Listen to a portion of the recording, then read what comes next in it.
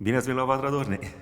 Mă bucur că Centrul Muzeal Cazinou Băilor reușește să găzduiască evenimente foarte importante, cum este și acest concert, Anotimpurile. La Vatra Dornei Anotimpurile sunt spectaculoase și Centrul Muzeal Cazinou Băilor are menirea de a pune în valoare genul acesta de evenimente. Acum la Vatra Dornei și la Centrul Muzeal Cazinou Băilor e o atmosferă plăcută, însă dacă veneați acum câțiva ani, aici ați fi găsit o ruină în care era o mlaștină cu șerpi și care se pregătea să se prăbușească. Datorită unui proiect european am reușit să reabilităm această clădire, o clădire emblematică, pentru că în România au fost doar 3 cazinouri: Vatra Dornei, Sinaia și Constanța. Și cam asta este și ordinea în care ele au fost construite. Rolul lor era acela de a crea un mediu plăcut în care oamenii să se întâlnească și să socializeze.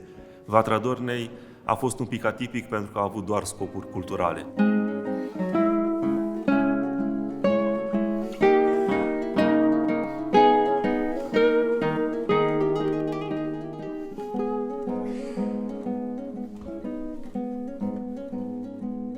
Acest edificiu a fost construit între anii 1896-1898, în perioada Imperiului Austro-Ungar. A funcționat ca și centru administrativ al băilor din Vatra Dornei, cu serate culturale pentru cei care veneau în stațiune. Ulterior a funcționat ca și centru muncitoresc. Partea de demisol era o bucătărie și un depozit de alimente. Sala de evenimente era tot pentru evenimente culturale, pentru sărbări, concerte, proiecție de film. Iar undeva aici în spate era un pavilion unde era o cantină și la prânz deservea pentru toți cei din oraș. Din 1990 el a rămas în paragină și abia în 2004 s-a retrocedat Fondului Bisericesc Ortodox. În acest moment noi aparținem Fondului Bisericesc Ortodox al Bucovinei. În 1870, Institutul Balneologic din Vatra Dornei a fost cumpărat de Fondul Bisericesc Ortodox și modernizat, iar această frumoasă clădire a fost construită cu banii Fondului Bisericesc Ortodox și pe teritoriul acestuia.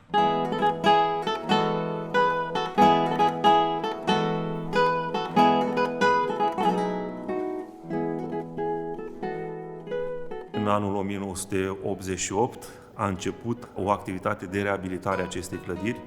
Din păcate, ea nu a fost finalizată până în 1989. După 1989 nu au mai fost fonduri.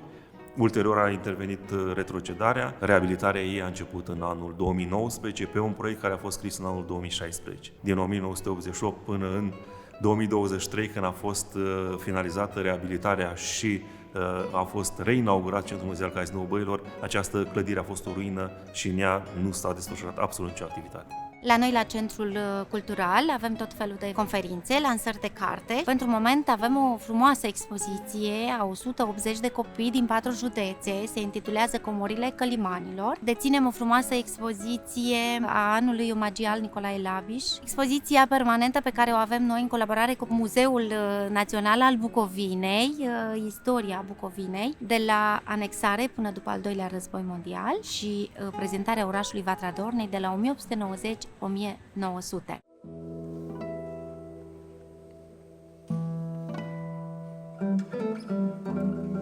Un spațiu de expoziție aici este vitrina, unde avem ouăle încondeiate de la Ciocănești, doamnele de la Ciocănești, care trebuie menționate și amintite că au participat și la restaurare, pictând detaliile de aici din palat, și veți vedea în sala de evenimente tot ce este auriu, colorat, este pictat cu mare dexteritate, încondeiat. Palatul este încondeiat de aceste doamne și pe această cale le și mulțumim și le menționăm aici. În vitrinele noastre le avem cu aceste ouă pe motive populare.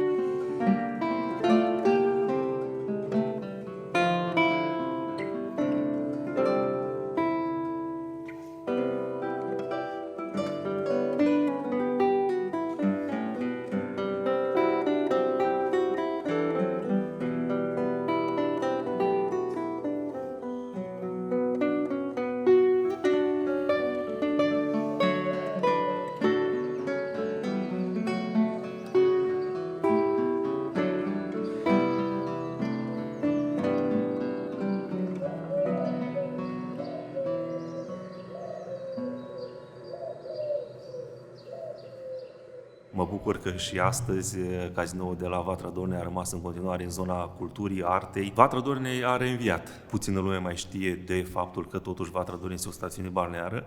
Sperăm că odată cu revigorarea Centrului Muzeal Cazinoul Băilor să fie revigorat și turismul balnear din Vatra Dornei și Vatra Dornei să redevină una dintre cele mai importante stațiuni balneoclimaterice din România. Să știți că ne-au trecut pragul în primele zile, vizitarea a fost cu intrare liberă, în primele zile la deschidere am avut peste 2000 de oaspeți, curioși și încântați să vadă ceea ce s-a întâmplat bun la noi la Vatra Dornei. Trecători și călători în țara Dornelor, sunteți așteptați la Centrul Muzeal Cazinoul Băilor pentru a trăi o emoție și a găsi o inspirație.